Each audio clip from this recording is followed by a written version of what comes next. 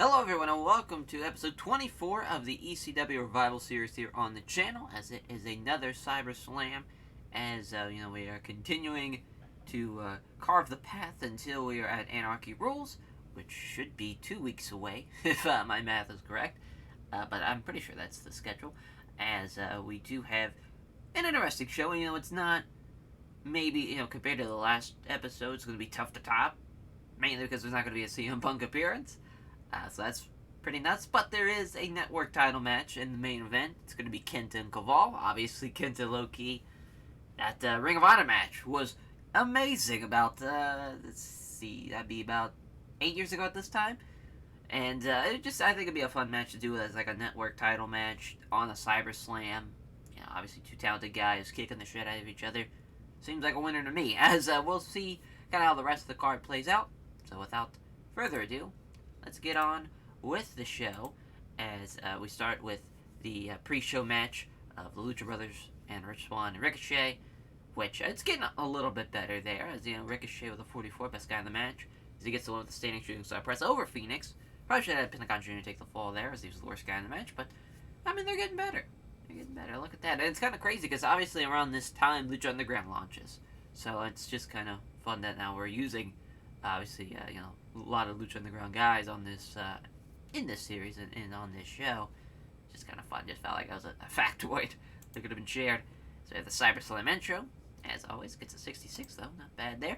As the opener, it is a women's match. As Athena and Mickie James. Add another one to the list as someone who was on the WWE roster when I started this series and is not on the roster anymore. As of course, formerly Ember Moon. Now it's probably gonna. I mean, she'd probably go to AEW if I had to guess, as far as out of the recent releases. She's, someone that I think makes a lot of sense there. But Mickie James gets the win. 12:05 with the Mickey DDT to kick off the show. Not great. It's a 35. Not great at all, but we keep it rolling here as we have a promo from Paul Heyman, who's kind of like in the office area, as he confirms that at Anarchy Rules, the women's title match between Paige and AJ Lee, the trilogy will be taking place, and it will be a 2 out of 3 falls match, as we will finally determine who is the better of the two on one night as well. And so that's just kind of really just Paul Heyman hyping up Anarchy Rules, and also stipulating the matchup for that title match and making it 2 out of 3 falls, which just makes sense. Just that's a layup as far as title match stipulation. 2 out of 3 falls when both women have beaten each other once before. Now you gotta beat the person twice in one night if you want to win the title. Just makes too much sense there. As we have a tag match of the Dudley Boys against Quick Death of Yoshihiro Tajiri and Tommy End. As the Dudleys do get the win, and Bubba pins Yoshihiro Tajiri with a bullet colors. Actually, that would not have happened. That actually would have been a 3D. As it gets the 3D, gets the win at 12:52 to do the Dudley Boys. That's a 71 for Bubba, 57 for Devon, 41 for Tommy End. It was off his game, and then Yoshihiro Tajiri, obviously, great job there for the Dudleys with their great chemistry boost. And then Yoshihiro Tajiri has an inflamed bicep tendon now. That does not sound good. So afterwards, I don't know, definitely. So this is just Chris Hero is supposed to be off screen, but this is a promo for the Dudley Boys after the match, where they just, they grab the microphone. We will not stop until we are 10-time ECW Tag Champs, Kings of Wrestling. You better be ready. We're better than ever, even 14 years, 15 years, 16 years past our prime. It doesn't matter.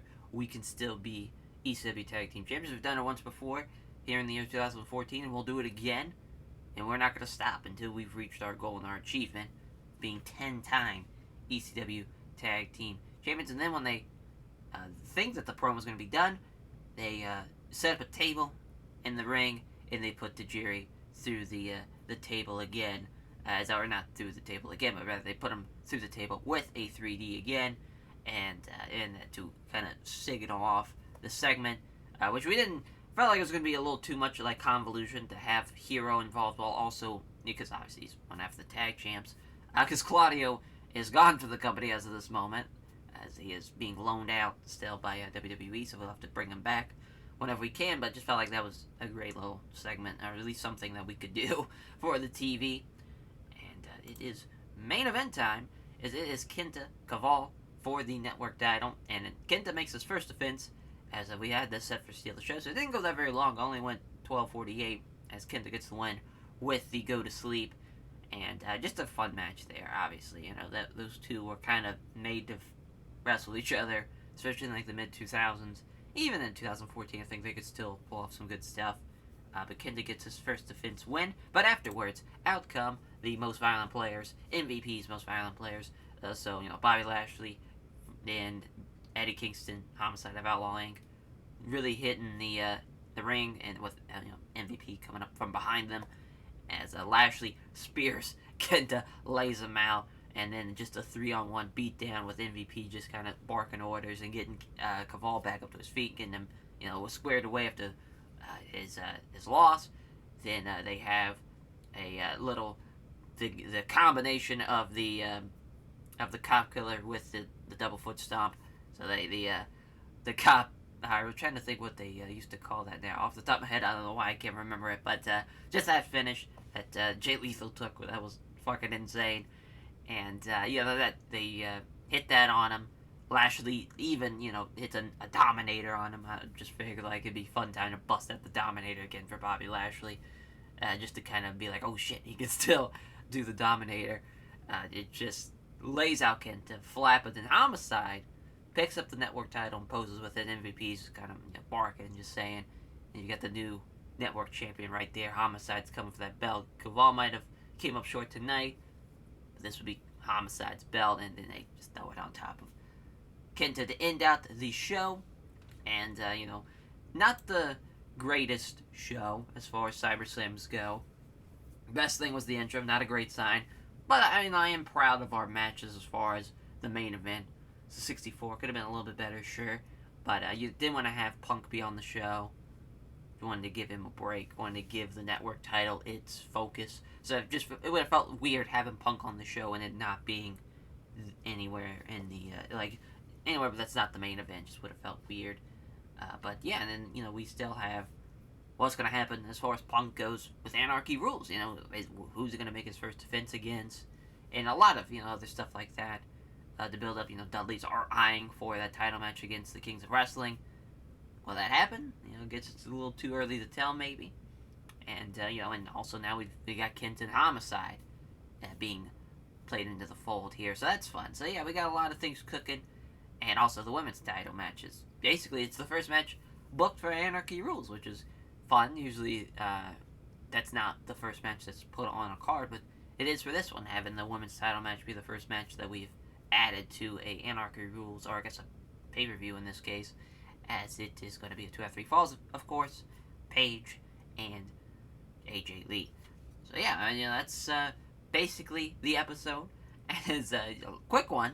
We had a lot going through. We didn't have a lot of crazy promos or anything like that. Pretty standard CyberSlam, if I do say so myself.